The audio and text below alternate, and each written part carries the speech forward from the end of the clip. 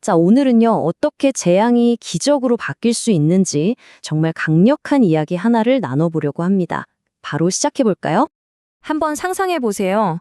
여러분이 평생을 바쳐 일군 농장인데 어느 날 아침 눈을 떠보니까 그 모든 게, 정말 모든 게 한순간에 사라져 버린 거예요. 어떠실 것 같으세요? 이게 실제로 있었던 일입니다. 1991년에 일본 아오모리 현에요. 어마어마한 태풍이 불어닥쳐서 수확을 코앞에 둔 사과의 90%가 전부 땅에 떨어져 버린 거죠. 정말 절망적인 상황이었어요. 모두가 그냥 망연자실, 그야말로 절망에 빠져 있을 때였어요.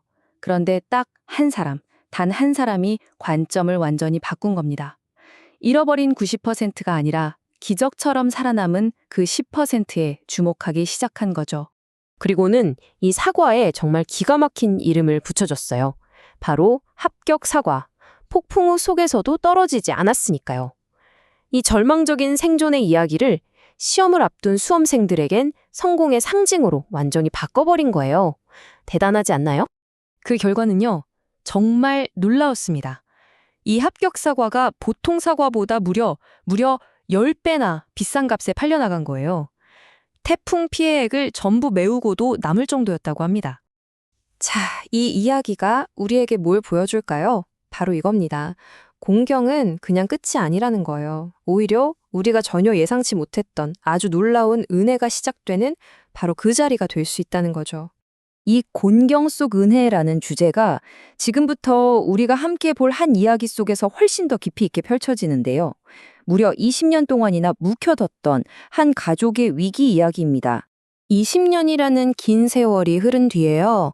요셉의 형들이 식량을 구하러 이집트에 갔다가 그만 도둑으로 몰리게 됩니다. 그런데 알고 보니 그들의 운명을 쥐고 있는 사람이 누구였겠어요? 바로 자신들이 예전에 팔아넘겼던 동생 요셉이었던 거죠. 성경은 말합니다. 이건 그냥 우연히 일어난 불행이 아니라고요. 우리 인생에 우연이란 건 없다는 거예요.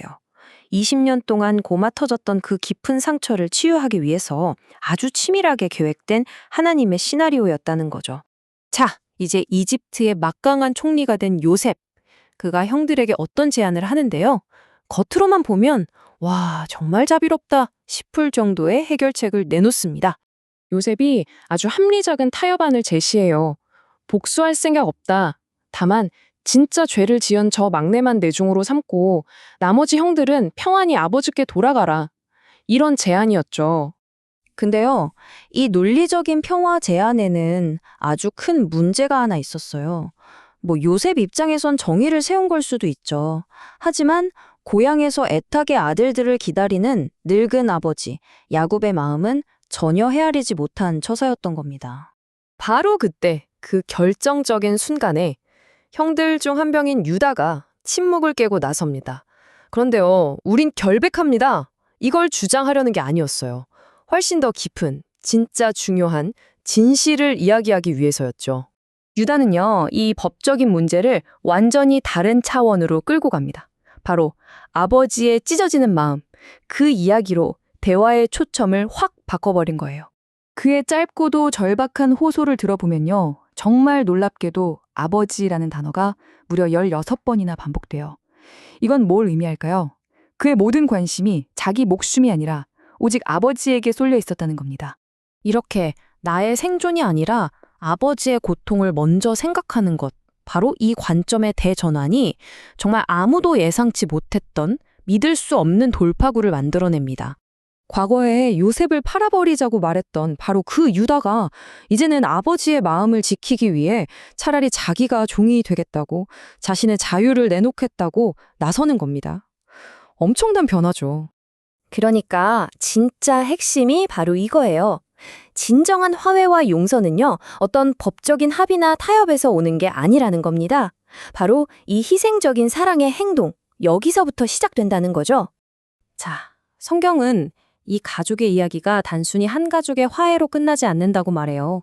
이 이야기와 우리가 하나님 아버지와 맺는 관계 사이에 아주 깊은 연결고리가 있다는 겁니다. 이것이 바로 진정한 경외의 의미입니다. 벌 받을까 봐 무서워하는 게 아니고요. 나를 너무나 사랑하시는 그 아버지의 마음을 아프게 해드릴까봐 그 생각에 거룩한 떨림을 느끼는 것. 그게 바로 경외라는 거죠. 그래서 이게 우리에게 아주 실제적인 길을 보여줘요. 첫째, 내 감정, 내 분노를 일단 멈추는 거예요. 둘째, 그 대신에 아버지의 마음을 먼저 헤아려 보는 거죠. 그리고 셋째, 내가 먼저 용서의 손을 내미는 겁니다.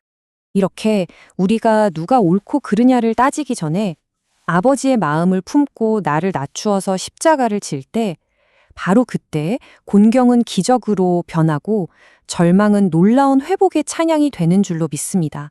아까 그 사과 농부들이 경험했던 바로 그 기적처럼요. 그래서 마지막으로 여러분께 묻고 싶습니다. 지금 여러분이 겪고 있는 그 힘든 곤경 속에서 어쩌면 우리가 미켜보지 못하고 있는 그 남아있는 10%의 은혜는 과연 무엇일까요?